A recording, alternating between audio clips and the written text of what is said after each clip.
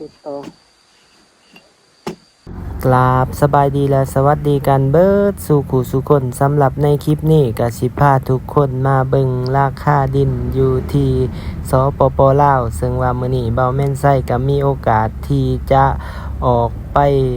เฮ็ดหัวหรือฝังหลักหัวอยู่ในเขตดินที่เบาแม่นไส้ได้ผ่อนหรือว่าซื้อไว้เนาะก็อยู่ในเขตซ่านเมืองซึ่งว่าห่างจากใจกลางเมืองของนครหลวงเวียงจันทน์นี่ก็ประมาณอยู่27-28กิโลทุกคนหรือว่า27หรือ28กิโลนี่แหละทุกคนซึ่งว่าก็ได้ผ่อนในราคาประมาณ100กับ3ล้านกีบเนาะก็ถือว่าถ้าตีเป็นเงินบาทนี่ก็น่าจะประมาณอยู่180,000 บาททุกคนก็มีเวลาในระยะการผ่อนหรือดาวอยู่ประมาณ30เดือนทุกคนถ้าว่าจ่ายก่อน 30% เพิ่นก็จะลดให้อยู่ 2% และนี้เบาแม่นไส้ก็มาตามสายทาง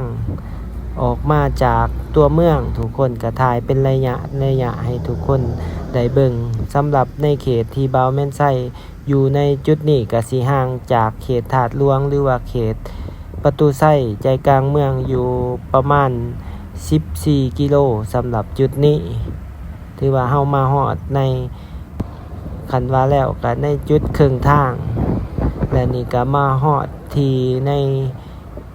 เขตที่ว่าใกล้กับหลัก21ทุกคนที่ว่าเป็นเส้นทางเลขที่13ไต่ที่จะเป็นเส้นทางลงสายไต่ซึ่งว่าเฮาก็สิพาทุกคนมาเบิ่งเนาะสำหรับเขตที่ดินในเขตซ่านเมืองนครหลวงของลาวว่าจะมีความแตกต่างหรือว่าราคาถูกหรือแพงต่างกันจากที่ดินต่างจังหวัดอยู่ในประเทศไทยหลายปานใดถ้าว่าผู้ใดได้เบิ่งได้ชมคลิปนี้ก็อย่าลืมคอมเมนต์ว่า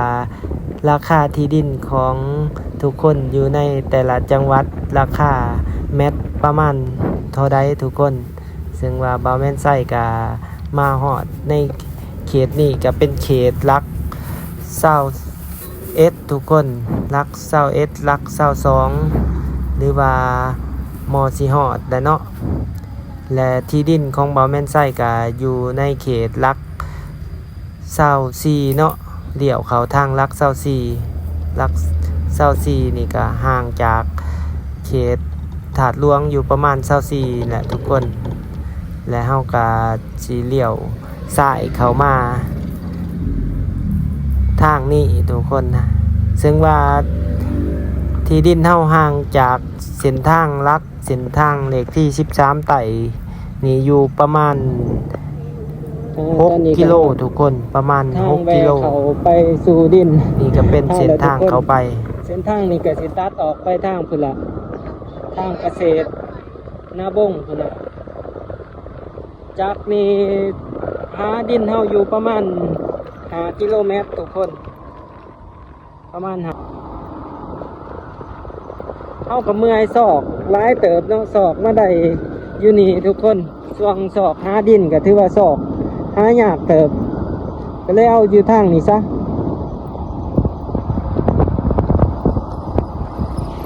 เดี๋ยวไปเบิ่งกันทุกคนก็สิถ่ายให้เบิ่งเป็นระยะจากนี้ไปหาบอนทางเขาเฮาก็สิประมาณอีก2กิโลไปปลายนี่แหละหาทางเขาดินเฮา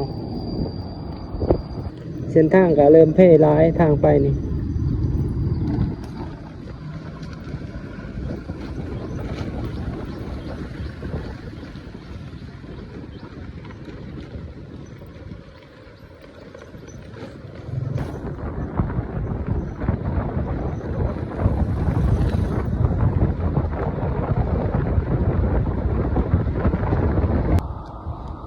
เขตนี้ก็ดินจัดสรรหลายตามแคมทาง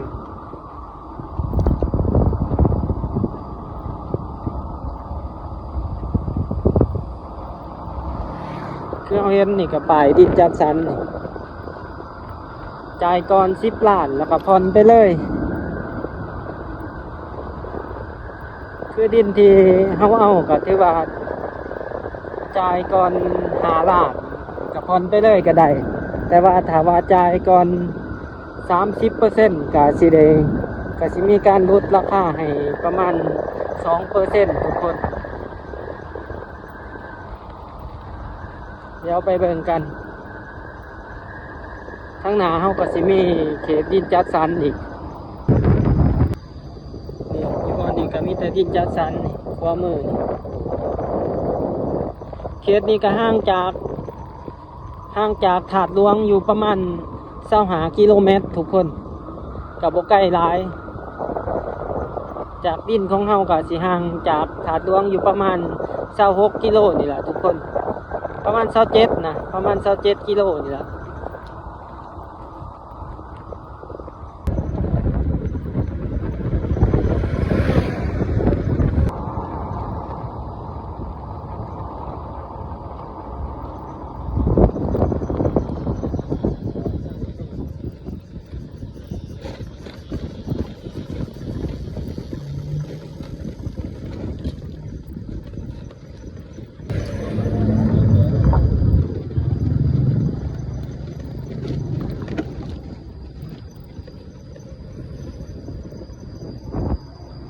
จากบ่อนนี้ไปหาทางเขาดินเท่ากับอีกประมาณ600 เมตรนี่แหละทุกคนประมาณ600 เมตรบ่ถึงหลักจากนี้ไป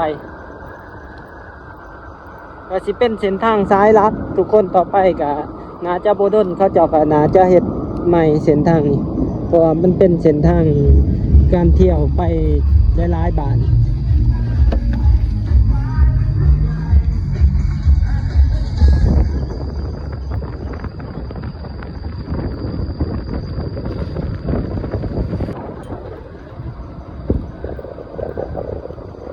ไปวิทย์โข่งนี่ก็สิมีครัว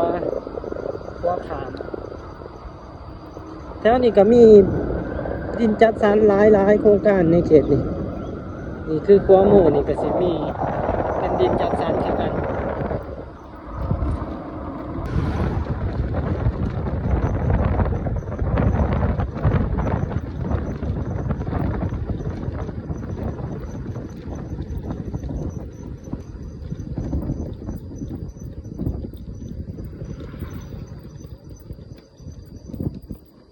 เอากับขามครัวตัวนี้มา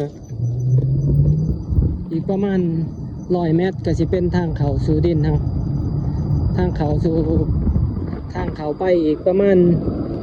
1 กิโลทุกคนเขาไปจากนี่ประมาณ 1.2 กิโลนี่แหละก็สิฮอดดินนี่เลี้ยวครัวเขานี่เขตนี้ก็มีดินจัดสรรหลายทางเขต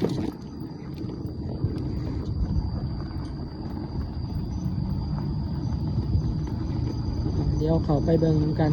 เมื่อคืนนี่ก็ฝนตกน่าจะคุดง่ายอยู่มื้อนี้เฮาก็สิมาคุดลักหัวใส่ลักหัวมาก็เป็นหน้า2 คน2 พอลูก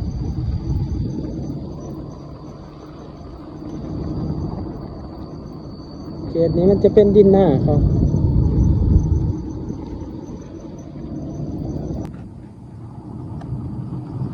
แยกไปนี่บอน3 แยกนี่ก็เข้าไปกับเป็นดินจัดสรรอีกทุกคนมี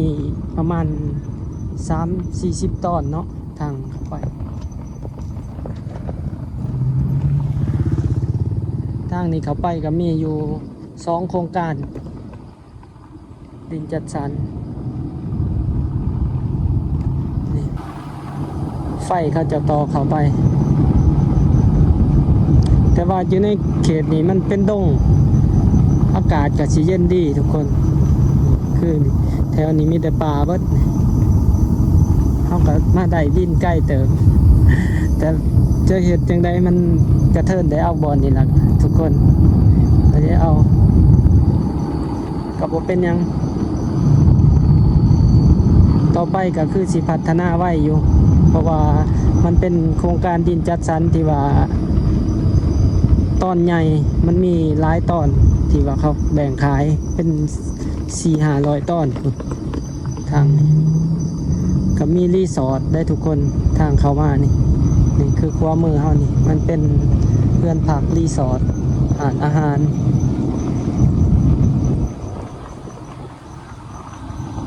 ตัวนี้ก็เป็นบ้านสวนเขาส่วนใหญ่เขาสิมาซื้อดินอยู่นี่เป็นบ้านสวน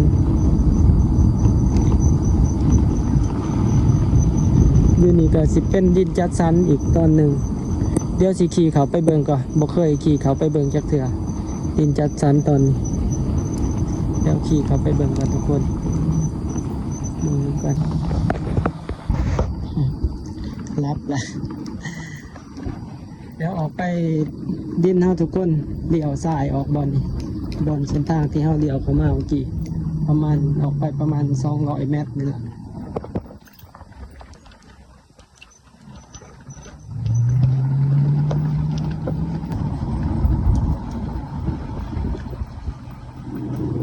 บอนนี่ก็มีเฮือนเขาจะมาปลูกหลายหลังนะ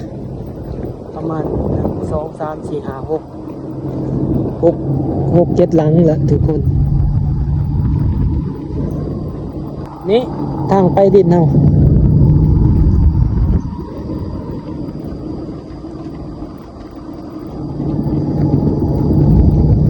เขามาทางนี้โค้งนี่ก็ฮอดละเขตโครงการดินจัดสรรเป็นโครงการเขาจะจัดสรรดินประมาณ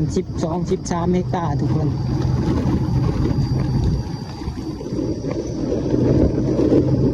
ดินประมาณ70 ไร่เนาะถ้าไร่เป็นไร่ดินประมาณ70 ไร่ที่เขาจะแบ่งขาย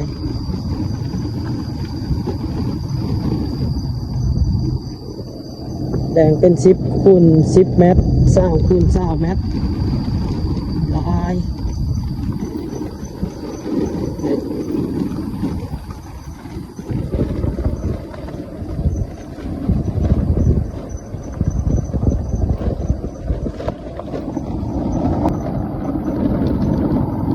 ตอนนี้เขาเจ้ากับปูหินแต่ละเส้นทางให้ละถือว่ากว้างทุกคนกว้างขนาดเห็นไหมเดี๋ยวพาทุกคนขี่ไปเบิ่งบอนดินเฮา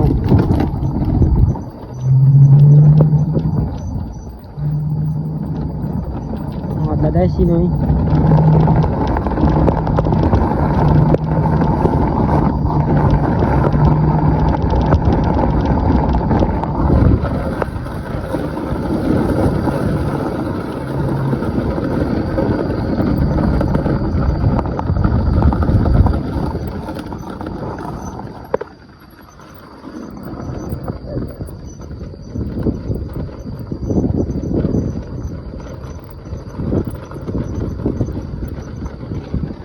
โอ้ยไปเลย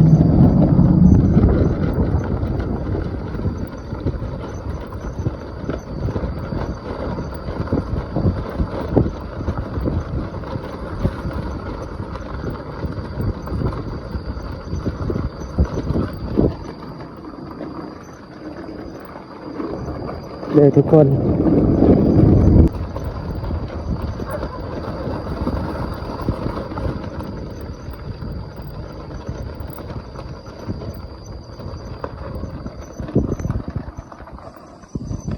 ตอนนี้เฮาก็หอดตอนดินเฮาแล้วทุกคน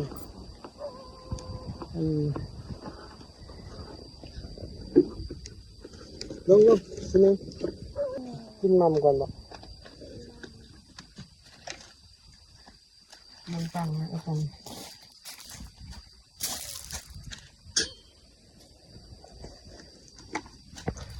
ตอนนี้ก็ขี่รถจักรไฟฟ้าเข้ามา28 กิโลจากของเข้ามา26นะทุกคนจากของเข้ามาสบายดีกันอีกทีนึงเด้อทุกคนสบายดีกันอีกทีนึงทุกคนตอนนี้เราก็มาหอดตอนดินสิมาฟังรักเนาะมาฟังรักพอได้เห็ดทั่วทุกคนดินตอนนี้เราก็ซื้อ เท่ากับดาวเพิ่นอยู่ประมาณร้อยร้อยกับ3 ล้านนี่แหละทุกคนร้อยกับ3 ล้านกับประมาณอยู่180,000นี่แหละทุกคนนี่ประมาณอยู่180,000 บาทเขากระจายไปก่อนแหละตอนดินที่เขาซื้อตัวนี้บอแม่นใส่ก็มาเฮ็ดทั่วผู้เดียวอยู่บอนนี่วันนี้ก็มาอีกเขาจะแถมเสาหัวอยู่13 ลักนี่ก็มาฟังก่อนตัว13 ลักนี่อันนี้ก็สิขุดดินนะเฮ็ดไปคันบ่เริ่มเฮาก็สิบ่ได้เนาะคันบ่ซื้อปีนี้กับปีหน้าแฮงสิแพงขึ้นก็เลยเอาก่อนตัดสินใจเอาก่อนมีเงินเล็กน้อยก็ดาวไปก่อนนี่บ่าวแม่นใส่กับฟังลักบางส่วนนะทุกคนประมาณ11 ลักละเนาะห่างกันอยู่ประมาณ2 เมตรหา ทางหลังก็สิห่างอยู่3 เมตรตัวนี้ห่างอยู่2 เมตรหาการขุดคุมฟังหลักตัวนี้ก็เฮ็ดผู้เดียวเลยได้ตัวนี้มันนี้ก็มาอีกขุดทั้งหนาต่ออีกทุกคนขุดตัวนี้อีกต่อ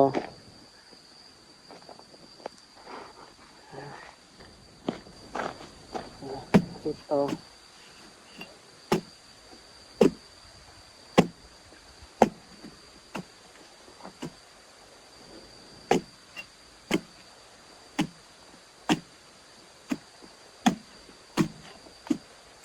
มากับแอนนา2 คนวันนี้จ้ะเพราะว่าบ้านแม่นไส้ก็เป็นพอเลี้ยงเดียวเด้ก็ได้ไปไส้ก็ได้เอาแอนนามานำก็สร้างขั้นสร้างเฮือนก็ได้อยู่กับแอนนาก่อนโอ้ว่าสิได้อยู่กับแอนนาหรือบ่แอนนาก็ต้องเถื่อก็กลับไปอยู่น้ำแม่ย่ายเนาะน้ำแม่เฒ่าแม่เมียเก่าหั่นแหละหาเงินไปนำเฮ็ดอันนี้ไปนำทุกคนช่วงนี้ก็ถ่ายคลิปกับบ่ค่อยได้ถ่ายกับมีเวียกหลายก็ต้องขอโทษขออภัยทุกคนนี่แหละหยาดเวลามาเฮ็ดอันนี้น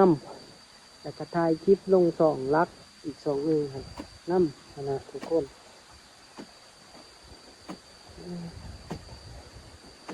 ยากหลายอย่างทุกคนชีวิตผู้ชายผู้เดียวจักสิเบิ่งห่านเฮาก็เฮ็ดห่านโทรศัพท์นำหั่นแหละเฮ็ดห่านซ่อมแป้งโทรศัพท์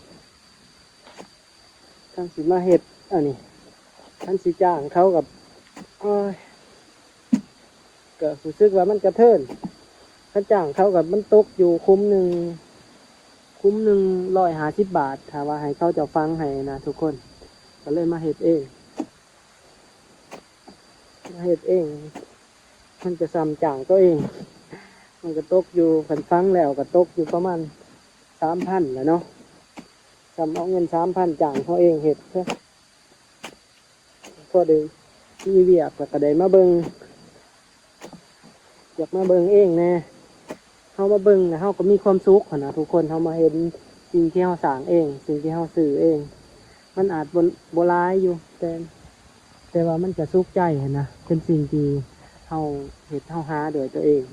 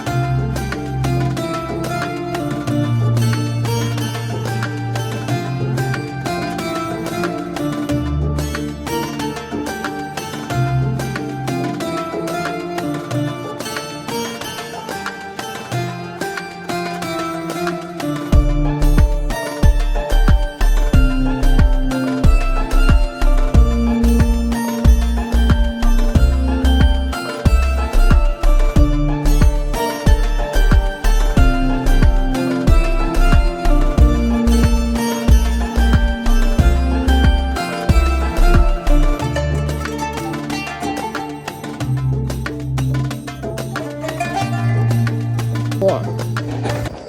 บเลยครับไปปากเลย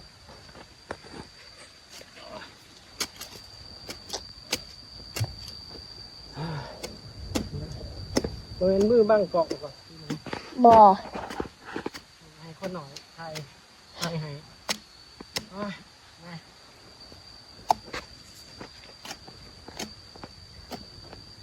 พูดเองลงมือเองกับประหยัดเนาะไม่น่าเนาะ ยึดมือวัดก่อน คน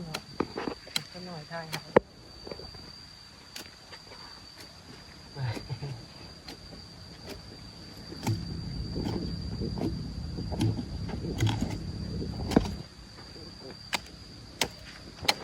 ควาย โอ้ยอย่ายิ่งรถเลยยิ่งรถนะ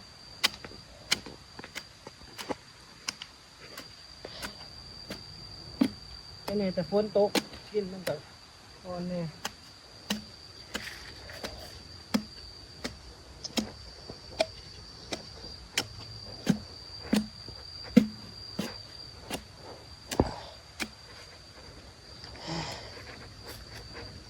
ราชา โอ้ยเปลี่ยนเบิดหนาเห็นหน้าหันหนาวะนี่โอ้ยมาตัวนี้ เหนื่อย ไงบ่ เหนื่อยบ่เต็มที่ เขาก็ได้เอาตัวบอลเส้นทางผ่านได้บอลสีแยกเลยเขาสื่อกันเขาจะเอาปูหินซื่อๆทุกคนบริปูย่างเลยมีแต่หินโห้ยซื่อๆเส้นทางแต่ละซอย ได้ผู้ยาง คุดตอนนี้เขาก็จะสิพังเสาตัวนี้ทุกคนฟังเสาตัวนี้ฟังอีก4 ต้นแล้วก็พ่อมันคือว่าพักพรถ้าได้เงินอีกจังสิซื้อเสามาใส่บ่ฮู้มือใดล่ะจังสิได้เฮ็ดเทือนเฮ็ดหำนำเขาจ่ายค่าดินเบิดคือละนี่ก็ฟังไปก่อนเสาที่เขาจะแถมให้13 ลักทุกคน13 ลัก